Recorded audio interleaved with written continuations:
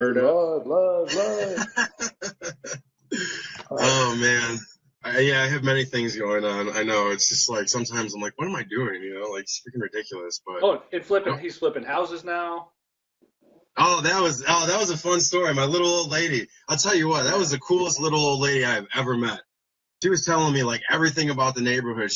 We're walking through this house and she's like, "Oh, David never had it," or what? I think his name was David too. She's like, "David never had it like this. David would have never picked these colors." It was absolutely awesome. Oh man, thanks for having me, guys. I really appreciate it. This is great. I'm happy to be here. Are we all good to go? Yeah, we're good. We're live. Rock and roll. Cool. I love it. That's awesome. Yeah. So, you're a real estate agent, and you got this lead training program teaching people how to generate their own leads and shit, right? Yes, sir. And then you got the garden club on Facebook, I guess is what you could call it. You're helps me keep my sanity. Yeah, you're flipping. Starting to get into that, yeah. Oh man, it's fun. I'll tell you what, like I've got if I went off on it now, I've got probably like 100 jars worth of shit that I've canned from like hot peppers and pickles, all kinds of stuff.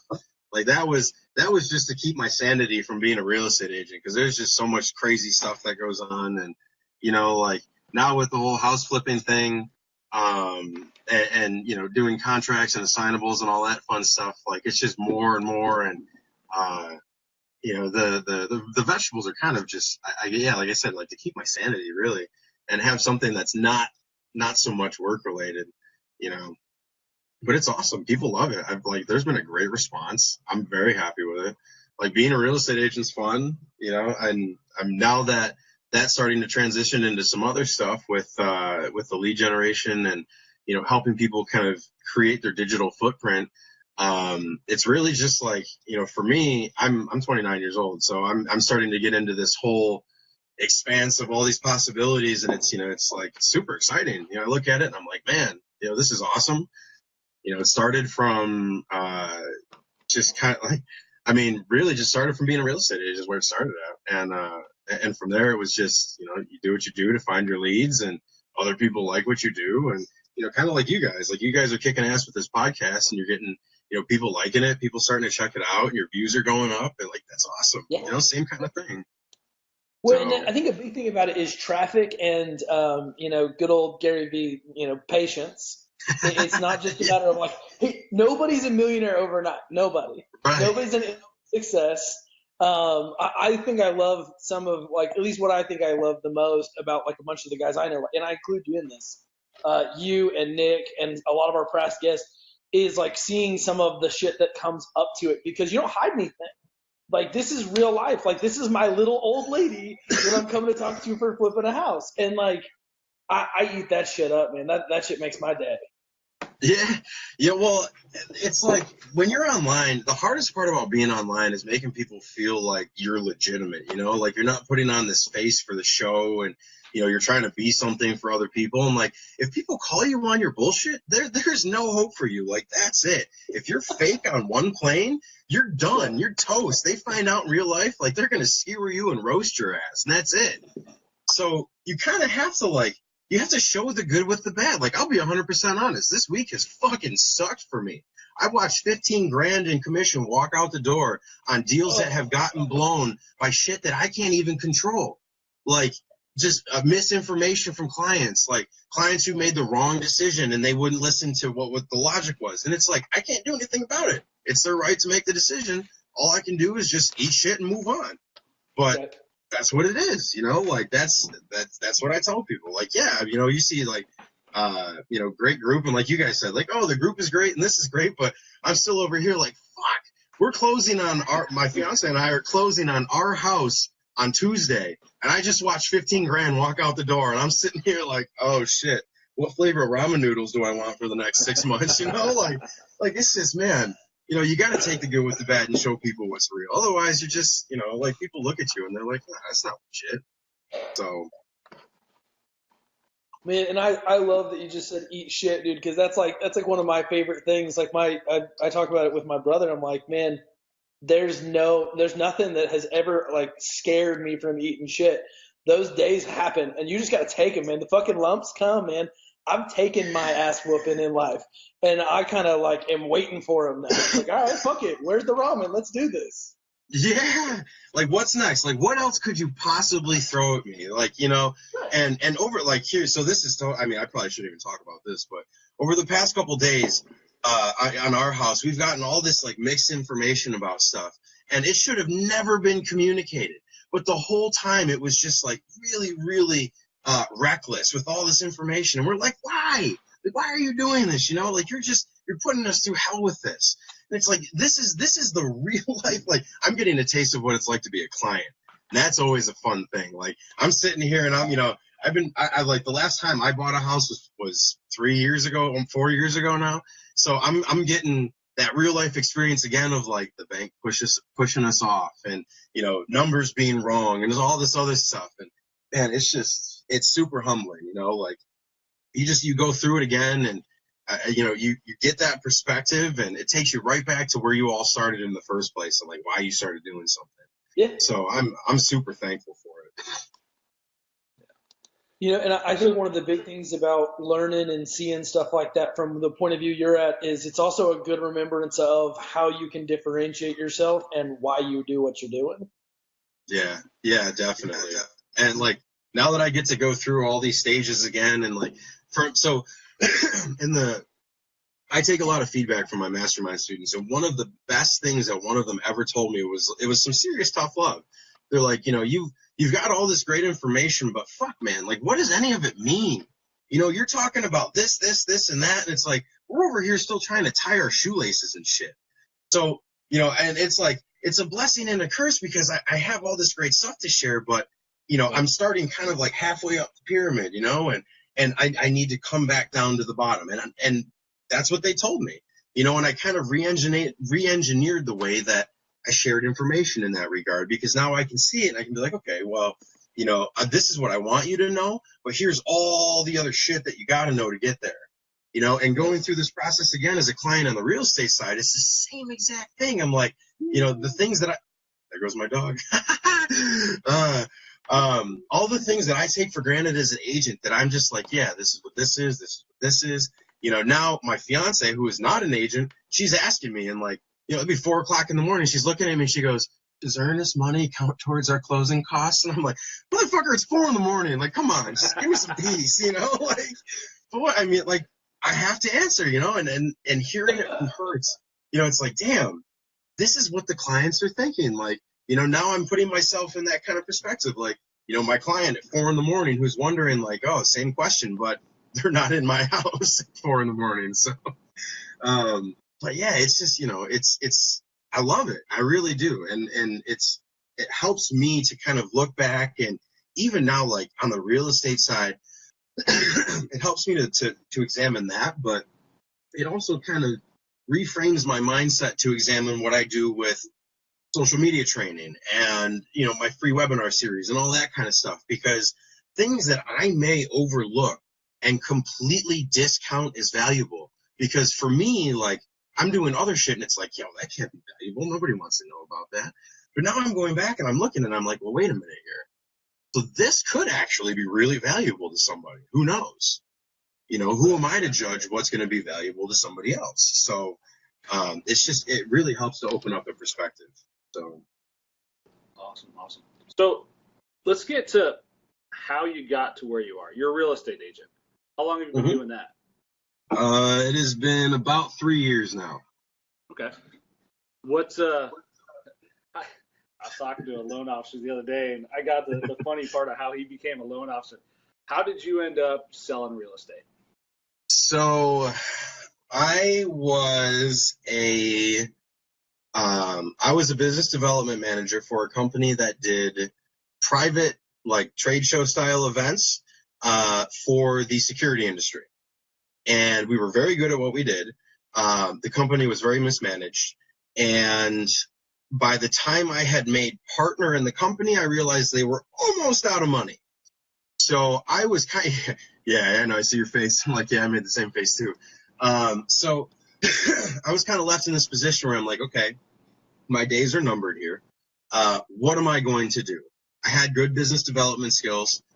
that was right around the time when everybody was, and I guess it's probably even worse now, but everybody was making a push to become a real estate agent. And I kind of had home and garden fever.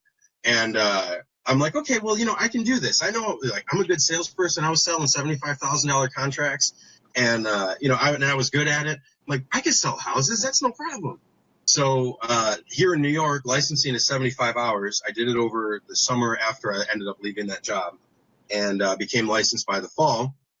And that was the start of my real estate career. So kind of by necessity. Didn't really have much of a choice.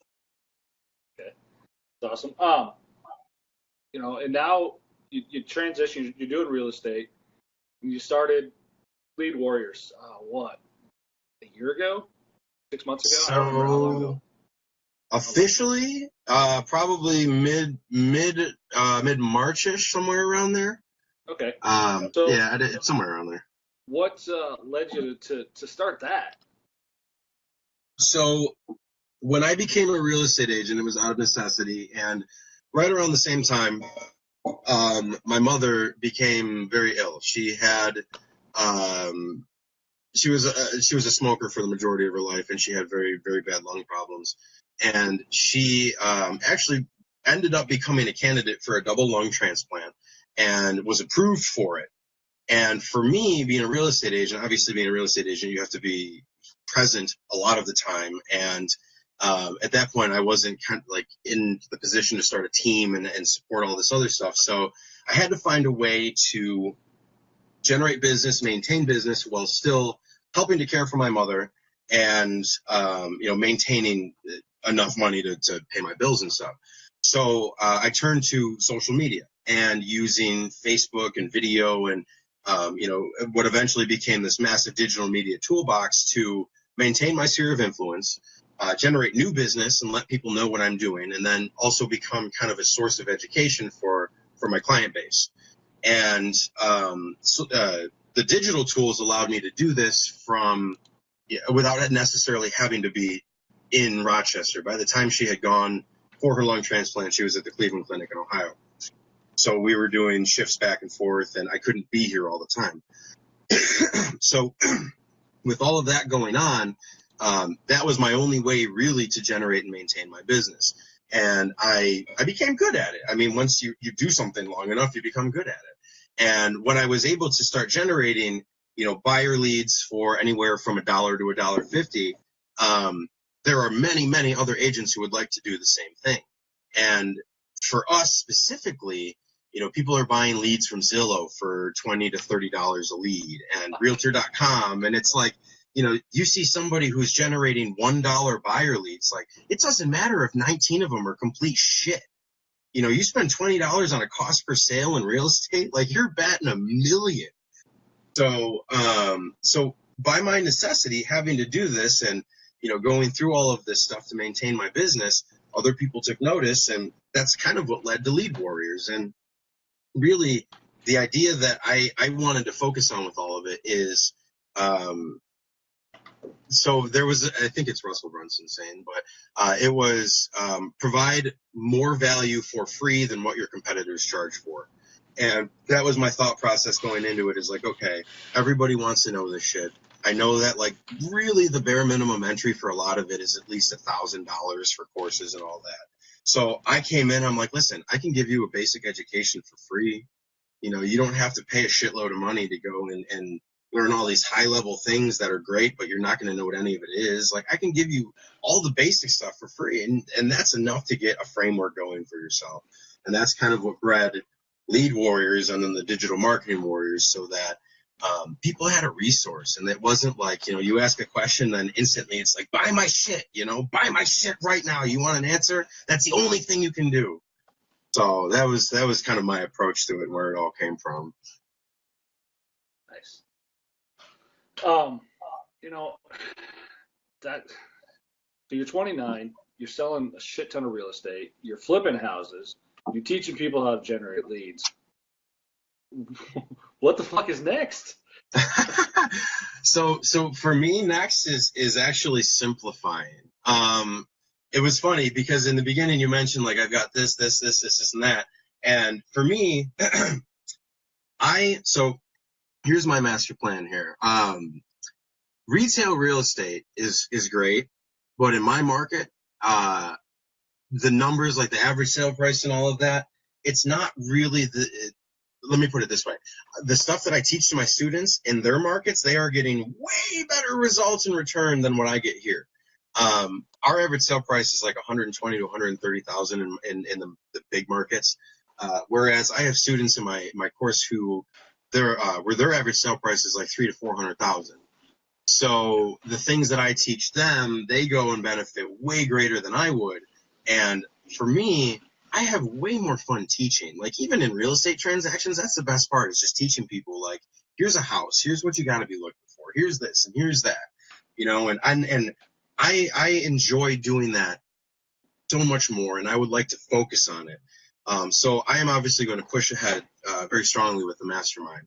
The flipping and wholesaling thing, that is the kind of the new horizon for what I'm doing. I have a couple guys in my course that they're using Facebook ads and the strategies, and I actually finally got a testimonial out of one of them, which was awesome, where he's talking about how with like $350 worth of Facebook ads, he locked up a wholesale seller, turned the contract for $20,000 in cash profit, and now carried back a $350 monthly return, holding paper on the house.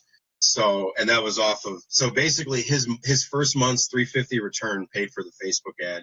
He made 20 G's, and now he's got perpetuity. And as soon as I heard that, I'm thinking like, man, I closed the house last month for 70 grand. My walkaway commission was $1,200. And I'm like, it's just, when you think about the numbers on that, I can see doing what I teach for myself in my market, doing investment properties, and getting the return that other people are getting in my course for myself, and cherry pick my retail clients so that, I'm helping the ones that really, are very appreciative of the help and that I can really provide a lot of value for. And I'll keep doing the garden thing. I'll never stop. So the garden thing can't stop. One of my buddies, I don't even know where I put it. I've got like 5 Carolina Reaper plants. So they're now the second hottest pepper in the world. And I've got a couple of friends who've got balls the size of freaking like grapefruits. And I told them, I'm like, man, once these things come out, we're going to have a hot pepper challenge, and they're all for it. So those are, without going all nerdy, like those are 2.2 million on the Scoville units system. I had a buddy bring me back a little thing of hot sauce. It's like 6 million units. And we're going to do a hot sauce challenge next week. We're just going to do a little drop on the tongue, and then we're going to do it on Facebook Live, and you guys all can watch us die on live TV. So I'll never stop that. That's kind of like my release. But yeah, I'm looking to simplify, man. My fiance and I are getting married next year. We're finally closing on our house on Tuesday. I don't want to be so spread out anymore. It's the 80-20 principle, really. I'm looking and I'm saying, okay, this is where I've got recurring revenue on the mastermind, and I can do way larger numbers on retail or on wholesale as opposed to retail. So if those are where my best opportunities lie, that's where I'm going to focus on. Nice. What kind of recommendation would you have for anybody who's getting into real estate right now, who just got their license, who said, I want to do this too, I see everybody doing all this stuff? What would you say they need to do today? So, that's a tough question. So the first thing they need to do is get used to being on video. When it comes to the sharing of information, things have progressed so far. Like, you go back and you look at the greats like Dan Kennedy and John Carlton and all these guys that were like direct response masters and all of that, who were sending out physical letters to people's mailboxes and stuff. Like, that seems like the dinosaur age now. Whereas now people, like, I think the attention span, like the average attention span is like 3 seconds. So nobody's going to read anything. They're going to watch a 3-second snippet of a video. And if you got 3 seconds, that's going to catch their attention, like a penguin riding a unicorn holding a sword covered in fire. Like, that's something that's going to catch their attention. So get used to being on video and being entertaining. Like, don't hold back. be yourself. Like, if you got a funny personality, just do it. It's the worst self-sabotage in the world is holding back from who you are, because most of the time people do business with people that they like. And if somebody can get an idea who you are before they actually meet you, and then you turn out to be that person in real life, like, then you've done yourself the greatest service in the world. So if you're going to become a real estate agent, get used to saying anything that you have to say on video. And so not only will you become, kind of a TV superstar, but once you make a video, it's evergreen. You got something that's important to say. What happens at a home inspection? It's not ever going to change. Like, you're going to follow the inspector around and ask questions. I can just send that video out to every client I have forever and just say, hey, listen, when you get here, this is what you need to know. Yeah, so, absolutely. Well, and I think so many people think the mortgage and real estate world is stuffy. And I did. Yeah. I mean, my day job, I sell credit repair. So that's who I deal with is loan officers. Dude, the loan officers are degenerates just like us.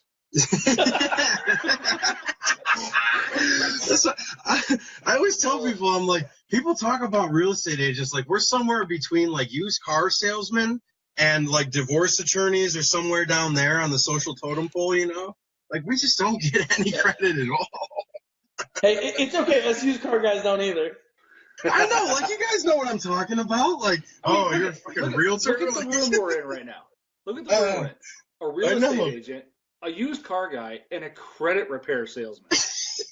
We're pariahs, dude. We don't even belong in society. Like, we're like over in the leper colony somewhere, But that's why it's so important. Like, we're all good people. Like, you're a good dude, I'm a good dude. But people's the perception they have, that preconceived notion, that's what sabotages us. As soon as they say, oh, you're a credit repair guy, huh? Oh, you're a real estate agent? Oh, you sell cars? Fuck you. It's like, what do you mean, though? Like I'm here to help you. Like, listen, I'm going to get you as much money as possible. I'm going to save you as much money as possible. And that's why it becomes important, because when like you see somebody's face, and I have actual proof of this, when you see somebody's face on a camera and you see their lips moving, somebody watching it equates it to like talking to you in real life. And I've had clients say to me, hey, when we were talking about this the other day, and I'm like, dude, we never fucking talked about any of that. Like, I sent you a video link, and they're like, oh, yeah, same thing. Okay, cool, whatever. And it's like, that is what helps to break it down. That's what shows, like, Nick Barry's a good dude and Kenny's a good dude. Like, that's what shows people, like, hey, we're not scumbags. We're not that preconceived notion. Like, we're cool, like. Yeah. Yep. Well, and I think that's where we were talking about this, I think, right before we went live, and we've talked about it since, about the authentic aspect. But it's that people smell shit through the camera now. People can smell shit on camera. And so that's one of my favorite things. Nick and I have talked about this with what we do. It's, we get all these like ads of these guys standing in front of Jaguars, their arms out. Do you want to be rich? And I'm like, I'm doing that in front of my car, and I'm going to go, do you want to be smarter than you were yesterday? Right. But you know what, though? I love those kind of guys because it makes the parody so easy. Like, when we move into the new house, I'll do Here in My Garage with my beat-up ass pickup truck. Like, check this out right here. Fucking Chevy Silverado, baby, with crank windows. What's up? Like, yeah, it's knowledge, man. Yeah, right. No, we are in my garage right now. Yes. Dude, I fucking love it, man. But, all right, so David, I got a question that's going to piggyback his, because we said the first thing, real estate. You said video. So you got an active agent. You got somebody. You're talking to somebody who's been doing it for, let's just say 2 years. Okay. A year, 2 years, okay? And they've got a social media presence, but there may be here. Is there a line of too much, or is it go all in? So you have to. Okay, so there is a fine line here. Yes, there absolutely is a fine line. Going all in, eventually you will oversaturate and understimulate your market. The idea is all work and no play makes Dave a dull boy. Okay. So if you look at your posts and the way that you're portraying yourself online, if every last thing that you post is about business, like if I'm talking about everything I post is about buying houses, selling houses, getting clients, me soliciting, me being a little real estate whore and saying, hey, come do business with me, like people are going to get sick of it. They're going to unfollow me. They're not going to unfriend me because, that's way too aggressive. But unfollowing me so they don't have to see my bullshit, that's a totally different story. And it's really easy for people to do it. Now, on the other hand, if you take kind of more of a less aggressive approach to it and I think, again, not to refer to Russell Brunson too much, but he calls it the Seinfeld sequence, where Seinfeld was a show about absolutely nothing, but it was one of the longest running shows ever. And it's because it focused on the little nuances of daily life. Now, being a real estate agent, like looking things up on the MLS, doing comps, checking taxes is all boring as shit. But every now and then I get a little something that's interesting. And I'm like I'll go to a house and, for example, I went to a house one time and there was a lockbox and next to it was a little zombie gnome. And it had like blood coming out of its mouth. And it was like all like deranged looking. And I'm thinking like, why the fuck would you put a key box next to this little deranged gnome for somebody who's coming to buy this house? And I'm like, that is the stupidest thing in the world. So I snapped a picture of it and I put it up online and I'm like, hey, this is kind of creepy. I'm probably not going to buy this house, and it went crazy and like people loved it. And those are the little things that you kind of like subtly hint to what you're doing. I'm not saying, hey, come do business with me, but I'm showing something that happens in the process of me doing business. Does that make sense? Like, you know what I mean?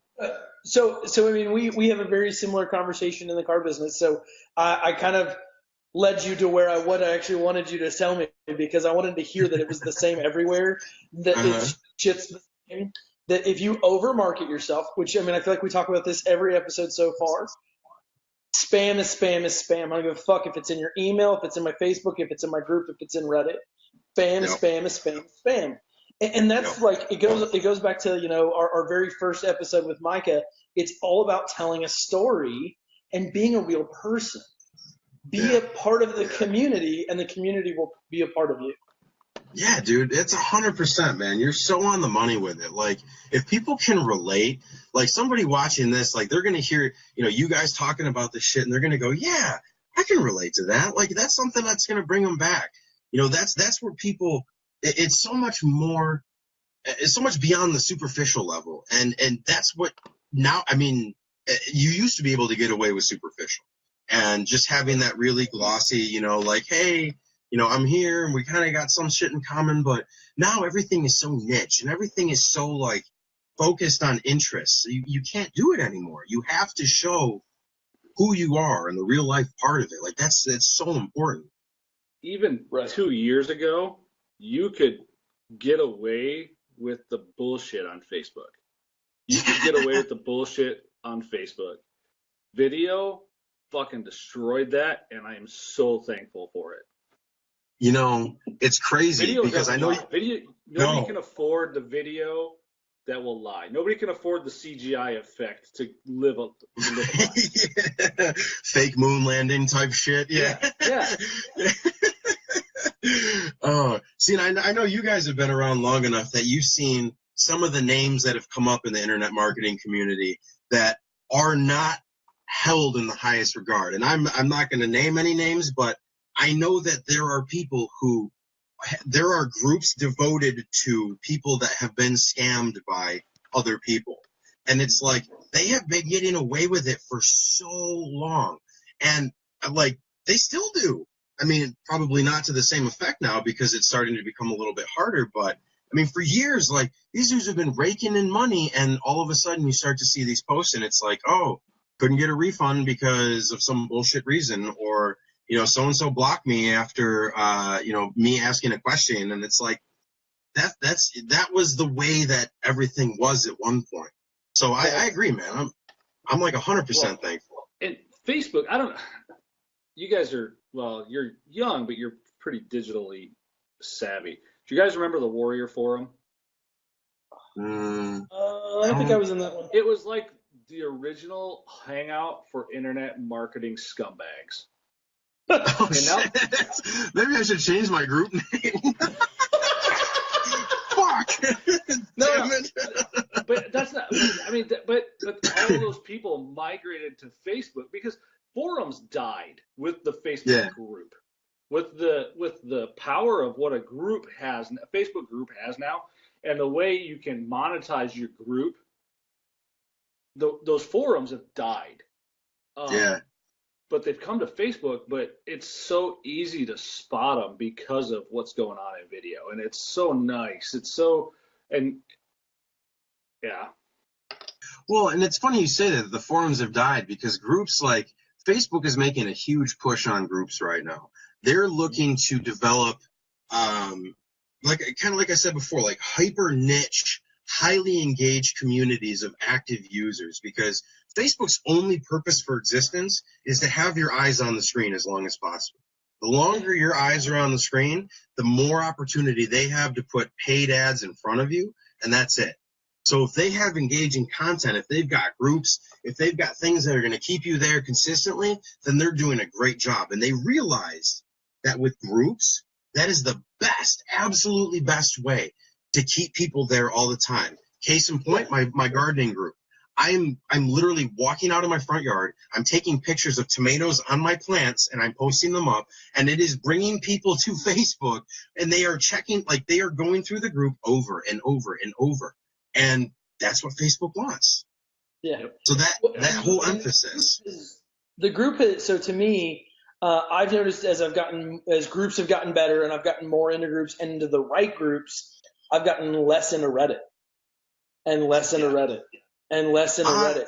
I still have a couple that I'm like in because I love them. But it is something where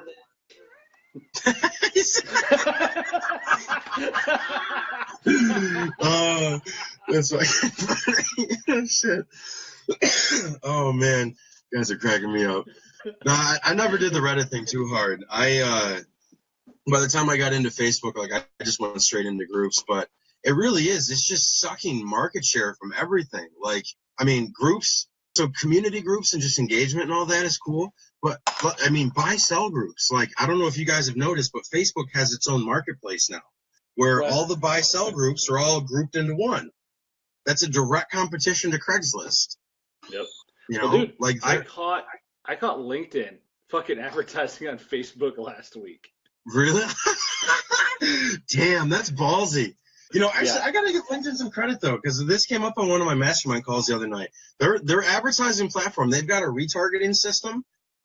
They have, and I think they've got their own lead ad system too. So kudos to LinkedIn for stepping their shit up. I gotta check that out a little bit more. But funny you mentioned that. Like, I know they're making a push.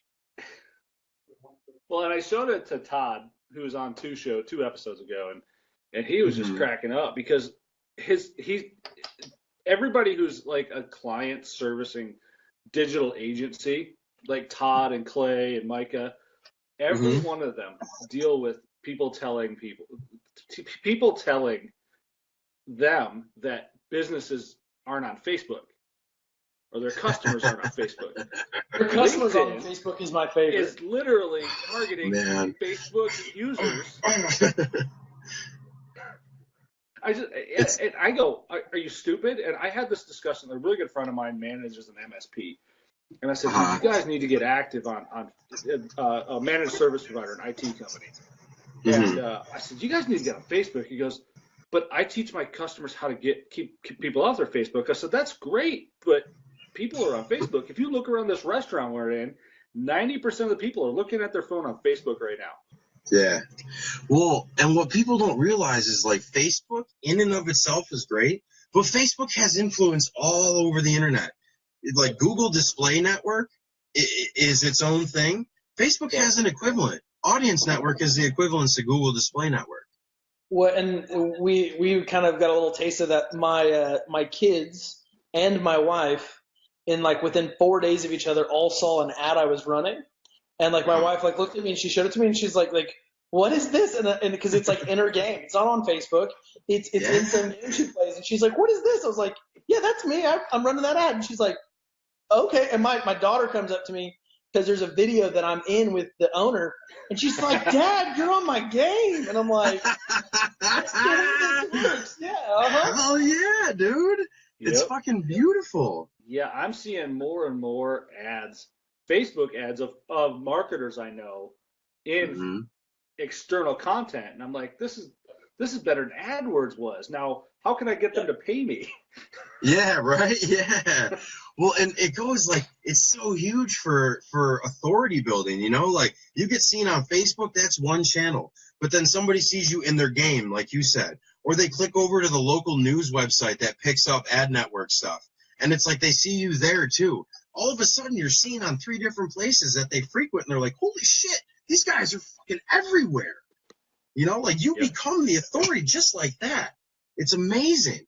And Yep. I love hearing that too. When people are like, "Oh, they're not on Facebook." I'm like, all I got to do is I got this thing here. So here, I'll put it in front of the camera real quick. So this right here, these are all of the ad targeting options that you can use on Facebook. Okay, so there's one page. All right, and then there's another page right there. All right, so there's a whole other page right there. And let me spin this around for the third page.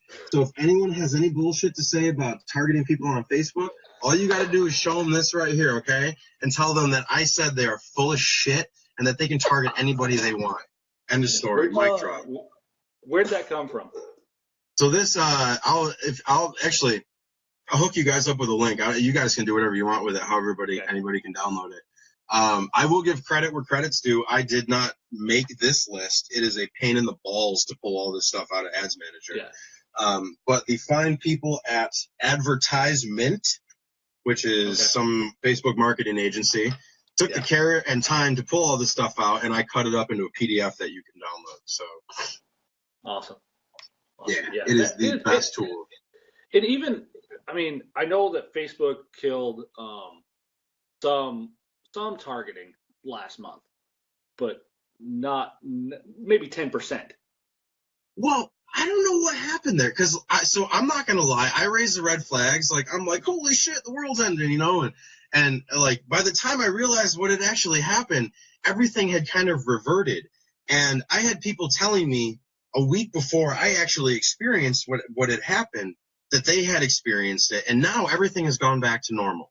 Every targeting quality, everything has gone back to what I had originally. I had a hiccup earlier this week where I was looking at my audiences, and every single one had went down to 20 people, and these were audiences of like 10 to 80,000 people. So I'm like, oh, here we go again, you know, like taking the ride for number 2. But again, it all went back now, and everything's gravy. And so the only thing that they really changed is, and you guys will appreciate this too, because we've already talked about authenticity and not being a dirtbag on Facebook, but they're forcing people to be better, write better copy, be more persuasive by not targeting like negative qualities of people. Like for me, when I'm running real estate ads now, one of the things that I always see is they want me to certify my compliance, that I'm fair housing compliant, that I'm not targeting people or speaking to people based on race, ethnicity, age, orientation, any of that kind of stuff. All right. And I have to certify that before they let me run an ad. And I never had to do that up until probably a couple months ago. And a lot of people bitched about it. And they're like, oh, why the fuck do we got to do this? And I'm thinking, I'm like, what are you mad about, bro? Like, just get better. Like, it's federal law.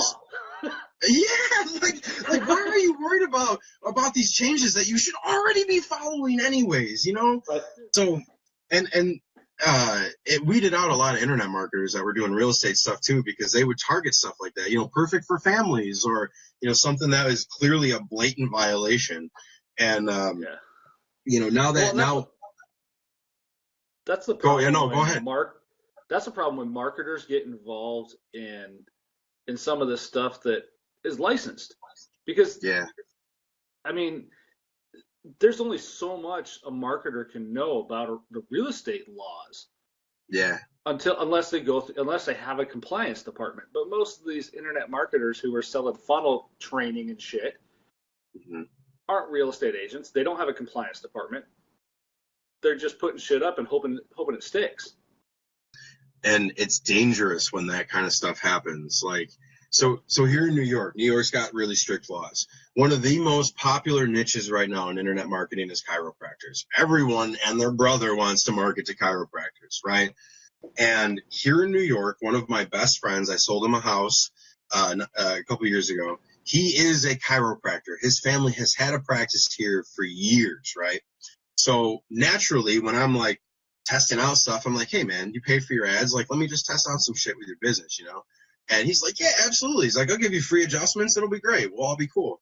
And one of the things that he is not allowed to do, and he called the attorney that is like represents their chiropractic association or whatever, they cannot discount services in New York State.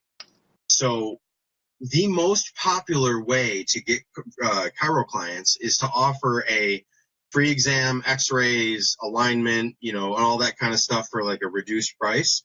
Well, New York chiropractors legally cannot do that because based on the insurance laws, they would have to offer that same price to the insurance company.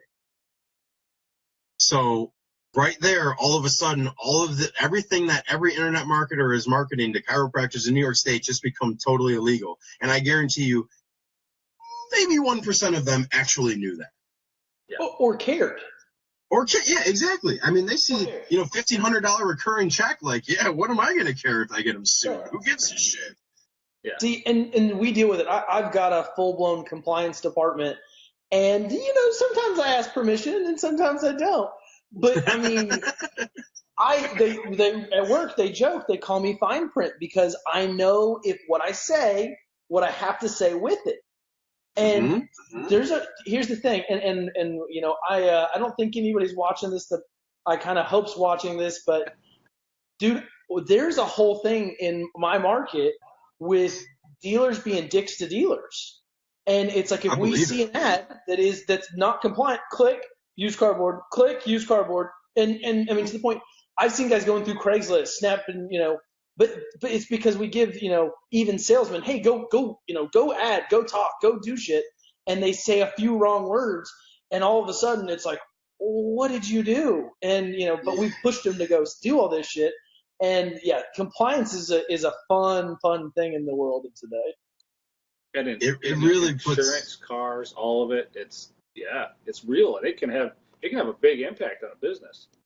Well, and that's what nobody realizes is like some of these things that, you know, you're talking about insurance, like the insurance, like laws and guidelines, the average person is not going to understand. Like like when I'm talking about discounted services and how they would have to offer the same rate to the insurance company, but that rate's already discounted, like the layperson isn't going to understand that whole transactional process, you know? Right. So you got somebody who put $1,000 on a credit card to go get a course who now thinks they're going to make $1 million doing this. They're not thinking about that. They're thinking about, like, how am I going to pay my bills next month? How am I going to pay off this course on my credit card now?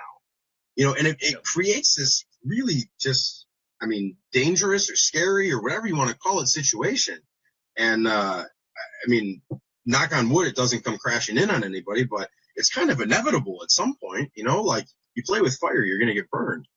You know, I run mortgage ads, and if I run a bad mortgage, like perfect example right here, starting to run real estate investment ads, right? And when I'm talking about investing and rates of return and all this kind of stuff, I'm flirting with SEC guidelines. So there are things I can and cannot say. And I wrote an ad, and I gave it to one of the mastermind students as kind of like a sample. And another one of the investors in the group was like, hey, by the way, you've just violated like every SEC law there is. So I'm like, oh, okay, let me just make sure she doesn't know to run this ad. You know, I'm like, I mean, it's just you have to check it. You have to make sure because it goes out there one time, especially like a video or something. You know, you're there. That's it. Somebody takes a screenshot of it. You know, like, I mean, everybody has seen that epic meltdown on Facebook of somebody where you grab pictures of the comments and it's like, oh my God, I didn't believe this person was like that, you know? And so, I mean, once it's out there, you know? Yep. All right. We're at that point in the show. You've had plenty of time. I even gave you fair warning earlier today. I know. Oh, we got on a good roll. Yeah. What is your definition of hustle? All right. So I've been putting a lot of thought into this all day, and I know that there are probably a lot of generic answers, like, getting out there and doing it, never stopping and all that fun stuff. My definition, I'm going to give you just a very quick and short story. So for me, the hustle, I talked about my mom earlier, and throughout me growing up, I was not the most ideal child. I gave her a lot of worry, a lot of anxiety. I did a lot of dumb shit, and I did not make her life easy. I'll put it that way. Okay. So when she got sick, things started to change around a little bit for me, and I started to realize, like, okay, this is real life now. I have a lot of things that I need to get straight, and the part I didn't mention before is that unfortunately she did not make it. She did pass away, and I did not get to say goodbye to her. She had a stroke in the hospital and did not recognize us as her family before she passed away.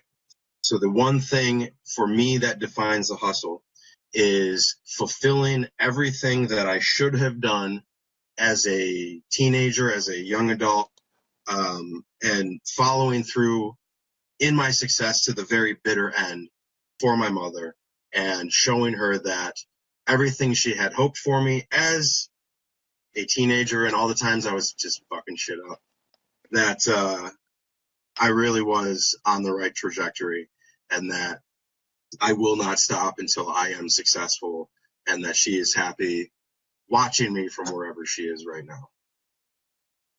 All right. That's not fair, because now I'm crying. No, I don't want to. I'm not even trying, like, no, I'm trying not to cry myself, but it's just so much to the core, Yeah.